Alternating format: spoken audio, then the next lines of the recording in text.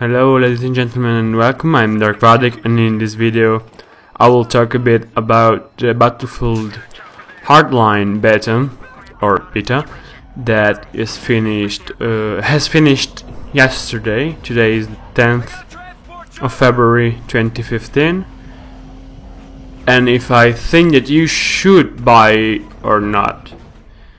Now I will be judging essentially the entire game from the beta, because first I'm not buying a Hardline at launch, and I'm clearly not pre-ordering, and you shouldn't be either. And also because I'm not buying it, and let's say that EA is not sending me a copy because I have a small YouTube channel, so this is why I have to judge. I mean, it's like a first impression more than a review. But still, I will use the beta, and that's partially an issue because the beta changes the field of battle essentially. First of all, because there are less experienced player, because it's free essentially. Less experienced and also less selected because there is not just the selection of having to pay 60 euros or whatever it's in your region to play it, and so that means that it's more random people, maybe people that has never played any Battlefield game, or maybe even people that has never played any first-person shooter, right? And that it's not an issue that, I mean, it will be less present, I think, when the real games comes out, simply because it will cost 60 euros, I think, to play it. But still, I think that I can make some judgment nonetheless. It has 4 classes, and I like it. Only one of which can have a shotgun, that's the Enforcer, that has also the Thumper, I don't remember the actual name, the grenade launcher, essentially. Although I think that it's strange with the shotgun, I got some headshot bonuses sometimes, and that's not a thing. I don't think that happens in Battlefield 4. Like, if one of the pellets hit the head, it doesn't make extra damage, I think, and so I don't think you get a headshot bonus. That would be a bit strange, I think, if that happened, if you had a headshot bonus. Although, yeah, justifiable from a physics or anatomic standpoint, because the head is where the brain processes happen, but still not from a game balancing standpoint, I think. And so this fact that there are 4 classes means that it's less these classes are less adaptable, because there is not, like there was in Battlefield, 3 classes of weapons that are available to everyone. So you don't have shotguns for everyone, you don't have DMRs for everyone, and you don't have carbines for everyone. So that means that only the sniper has DMRs, only the Enforcer has the shotguns, and only the mechanic has the PGWs, and the carbines are a thing for the operator, that is the assault essentially. Still, I think that the game mode, so this brings it back a little bit. If you remember in Bad Company, I think both 1 and 2, it was kind of like this. You had maybe a little bit more leeway with the weapons you wanted to use, but still, it was mostly that one class had one weapon, right? And you didn't have all this, not jack of all trades, but all this variability, and that's, I think, that can be good personally. Can be, will be definitely. It depends. Also, the balancing though seems to me quite good. Also, the helicopter balancing, I like it. The fact that they are quite powerful if used right, and it's not hard to use them right. I found the vehicles easier to fly for some reason than in Battlefield 3 and 4. So they are quite powerful, but they are not too difficult to take down, because they take damage, although not a lot, also from normal handheld weapons like assault rifles and so on. The game modes are interesting, I think. Conquest is, you know, the same old Conquest that we have had since essentially all Battlefield games, as far as I can remember, since Battlefield 2 essentially. But I think that Hotwire is interesting. I don't think it's interesting enough personally to justify buying the entire game essentially. And also 32 players is not enough in my opinion. I think that 38 would be enough, because in that case you have 24 people. Well, maybe it's a little bit too much, but the point would be to have essentially every capture, well, not capture point, every capture vehicle, I guess, to be full of people, and also the vehicles at the spawn point. That would mean that every single encounter is a lot more tense, because every single vehicle again has a lot more firepower, because it's like four people or something like that, right? And so yeah, you would get blown up a lot more probably, again because there is a lot more guns around.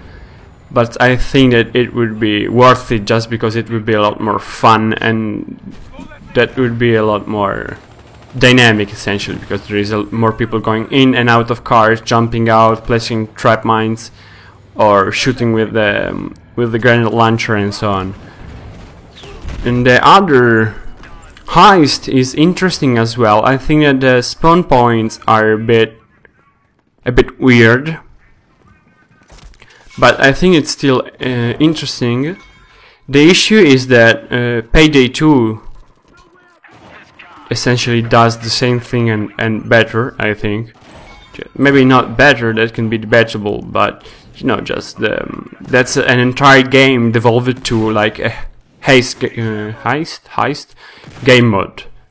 And that means that of course they could balance their entire game upon that single game mode, and that means that personally I think that it's a lot better in Payday 2. So still, this still is not interesting enough to justify buying it, I think. The balancing is good, I think. Of the class balancing is good, yes. The shotguns may seem overpowered, but I don't think they are. Essentially they are a one hit kill in close quarters if one has a decent to good aim. And honestly, that's how shotguns should work, essentially, because they don't have a great distance capacity, but they are very strong in close quarters. Isn't that exactly how they should be, in my opinion? What is interesting though, I think that some of the gadgets and some of the mechanics in the game are interesting.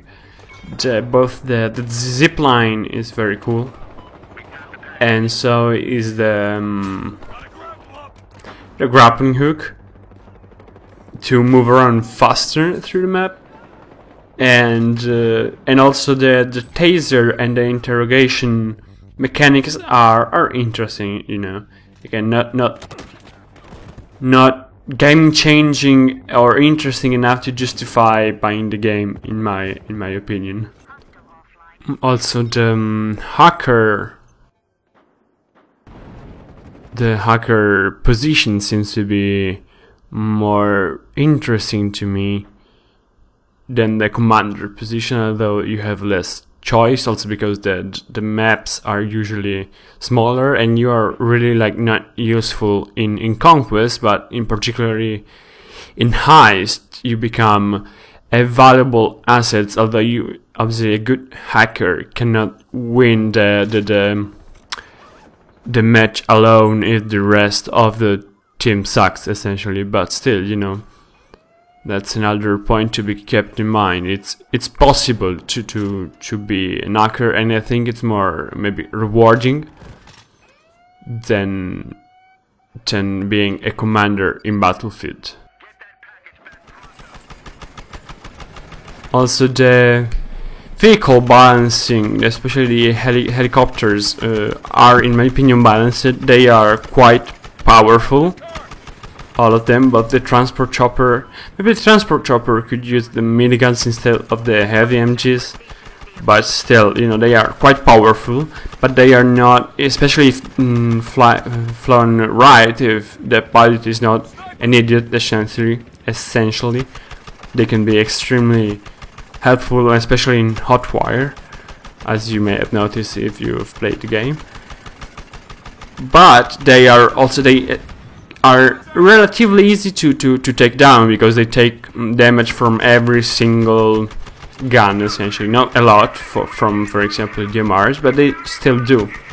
Although I've heard that the sniper rifles with is that Magnum rounds? I think it's Magnum rounds are very powerful and like make a significant amount of damage to every vehicle, including helicopters. But I think that's an issue of balancing, not with the helicopters themselves, but mostly with the Magnum rounds for the sniper rifles. I hadn't time to unlock them in the beta, actually, so I'm not sure how powerful they are, but that's what I've heard. So overall, my judgment is don't buy it. First of all, clearly do not pre-order it, but that's it's valuable for every single game, expansion and everything. Do not pre-order, including Total War Attila. And I will not buy it for 50 or 60 euros. I think a good price point would be between 20 and 25 euros for me. I may consider buying it when it reaches that that level, essentially, that value, that cost. I will maybe buy it, but for 50-60 euros I don't think it's worth it. Conquest is the same. Heist is done better in Payday 2, that costs less, and Hotwire is, I don't think, interesting enough to justify buying an entire full game, unless, you know, if you play the beta and you really like the guns, the balancing, the setting in California, Southern California, you know, go ahead. But again, I don't think it's worth it. I will keep playing Battlefield 4 and Battlefield 4 and so on. Also keep in mind that this is not a full review. Mostly it's like an early impression, because we only have the beta, so a lot of things can change. They can change also once the game is out, as we have seen with the Battlefield 4, the CTE. But I think that my conclusion made from this beta most of them should be still valuable once the full game comes out. Maybe when it will come out and like I will go insane and decide to spend like 60 euros on it, and then I will find out that it's a totally different game or something, right? I doubt it, but that may theoretically happen.